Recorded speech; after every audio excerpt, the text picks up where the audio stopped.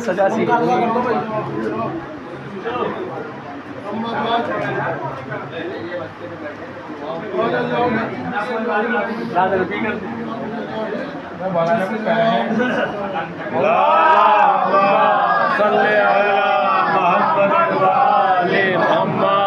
بے شک دین اللہ کے نزدیک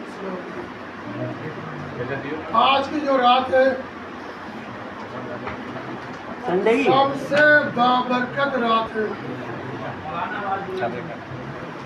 پوری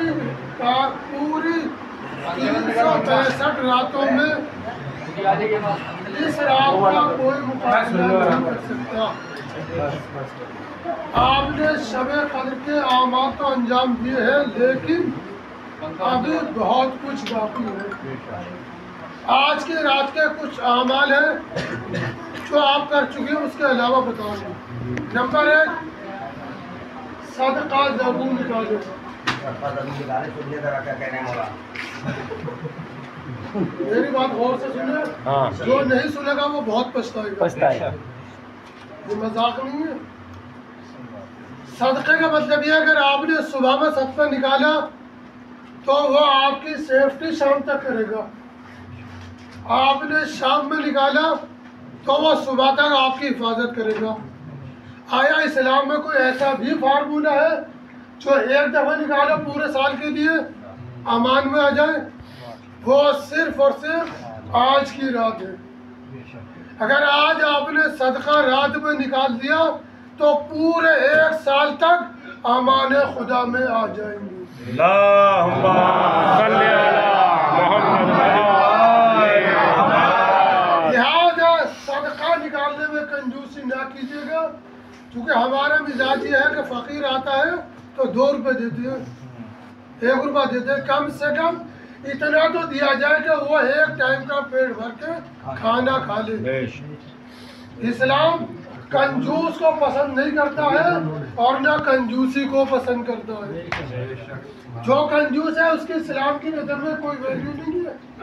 کم سے کم کوئی مانگ رہا ہے تو مولا فرماتے ہیں، امام فرماتے ہیں وہ اپنی عزت تمہارے آگے رکھ رہا ہے، کم سے کم اپنی عزت کا ہی خیال کر لو، ہے کہ نہیں؟ لہٰذا آج کی رات نمبر 1 پورے اہل و عیال کی طرف سے صدقہ نکالیں کہ میں حفاظت جان و مال سلامتی کے لیے صدقہ دے دوں اپنی طرف سے، اپنے اہل و عیال کی طرف سے قربتاً اللہ جتنا زیادہ ممکن ہو. دوسرے امام زمانہ کا بھی صدقہ نکالیے.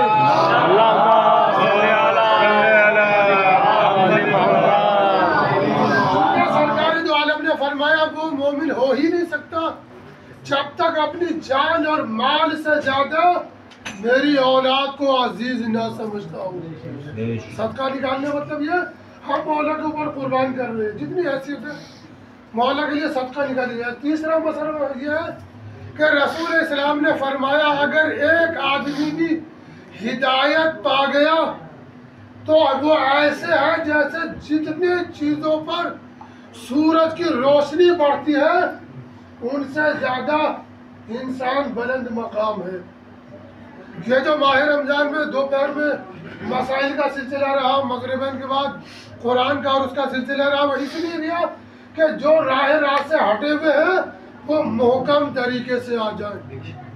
اگر آپ نے عمل کر لیا تو آپ کو بھی ثواب ملے گا اور ہم کو بھی.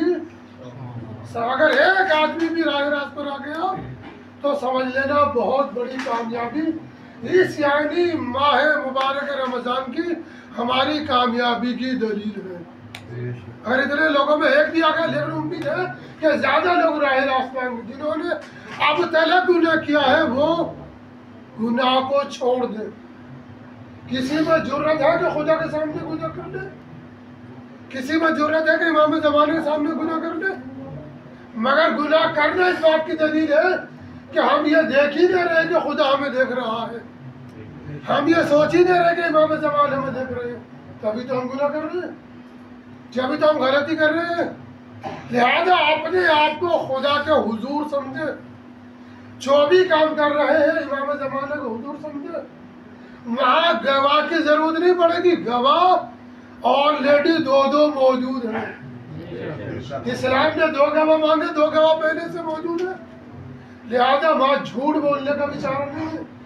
قرآن نے کیا کہا وَنَخْتِمُ عَلَىٰ أَفْوَاهِهِمْ وَتُكَلِّمُنَا أَيْدِيهِمْ وَأَرْجُلُهُم بِمَا كَانُوا يَكْسِبُونَ.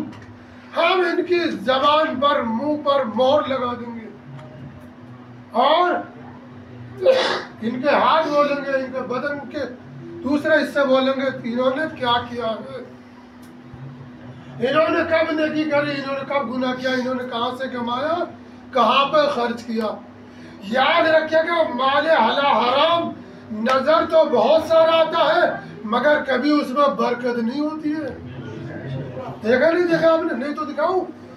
آپ نے دیکھا ہوگا کہ بدماش لوگ بڑی بڑی ڈکیتیاں کرتے ہیں مگر ہمیشہ ان کے گھر میں خاک اڑتی رہتی ہے. اڑتی نہیں اڑتی ہے، کبھی مال برکت نظر نہیں آتی، اس لیے کہ اللہ نے برکت کو حلال میں رکھا ہے، حرام میں نہیں رکھا. ہم نے دامن ان کا دامن ہے جنہوں نے قدم قدم پر یہ پیغام دیا ہے کہ کبھی حرام کی طرف نہ بڑھنا، کبھی جھوٹ کو گلے نہ کرنا، کبھی غیبت کو گلے نہ کرنا. اگر تمہیں ہم سے محبت، اگر حضرت علی کو مانتے ہیں تو نجف سے جانے کی ضرورت نہیں ہے، جاؤ تو اچھی بات ہے. اگر یہی ان کے نقش قدم پر چل دیے تو دنیا بھی کامیاب ہے، آخرت بھی کامیاب ہے.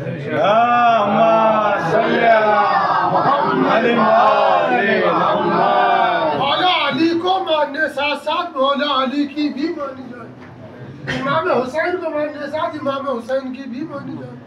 جو لوگ یہ کہتے ہیں کہ آخرت کس نے دیکھی، اس کا مطلب یہ ہے وہ آخرت کو جھٹلا رہے ہیں. انہیں قرآن پر ایمان ہی نہیں ہے، ان کا معصومین پر اعتقاد ہی نہیں ہے، اور جن کا اعتقاد نہ ہو مرنے کے بعد انہیں اہل بیت کی شفاعت نصیب نہیں ہوگی، اور جسے شفاعت نصیب نہیں ہوگی وہ جنت میں نہیں جا سکتا. لہذا آج کی رات قرآن مجید کی زیادہ سے زیادہ تلاوت کریں. پھر روح الامین تنزل الملائکۃ والروح، نازل ہوتے ہیں ملائکہ روح الامین. کس کے پاس نازل ہوتے ہیں؟ بھائی جب روح الامین آتا ہے تو کوئی اول الامر ہے جبھی تو آتے ہیں، اور وہ روح الامر کون ہے؟ ہمارے آخری امام، ہمارے آخری امام کے پاس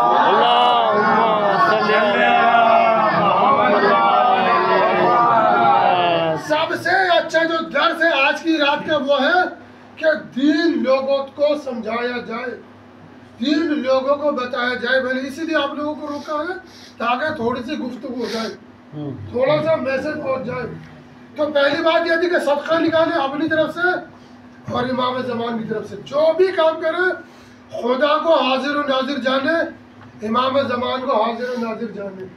تیسرا مرحلہ یہ قرآن زیادہ سے زیادہ پڑھیں، بالخصوص سورہ عنکبوت، سورہ روم، سورہ حامیم دخان کی زیادہ تاکید ہے.